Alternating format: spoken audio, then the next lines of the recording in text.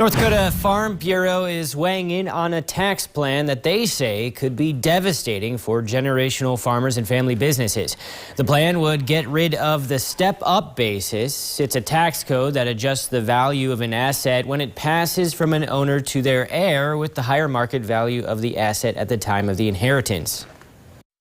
Think about it this way. If I am a farmer and my father and I have been farming together and Dad passes away, then his estate is taxed according to the equity that has been built up all the years that he's been farming. And so at his free market value at the time of his death is where I would have to be paying estate taxes under a stepped up basis. You're paying at the step up to what the equity is right now at fair market value versus what it was back when he purchased that equity.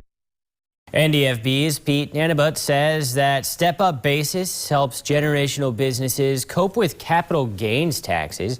He says if it were to be removed, it would expose heirs to all the years of taxes from the time that the farm or business started. North Dakota Farm Bureau, along with the American Farm Bureau and 200 other ag groups, are calling on elected officials to uphold step-up basis.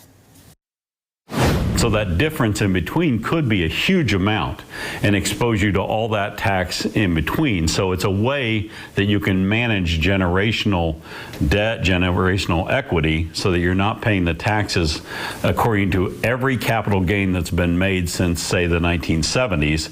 You're paying it according to 2020 numbers. And so since the number at the end, 2020, is higher, then you would be able to write off more of those taxes and it wouldn't expose you to paying, the equity taxes that have been built up since the 70s.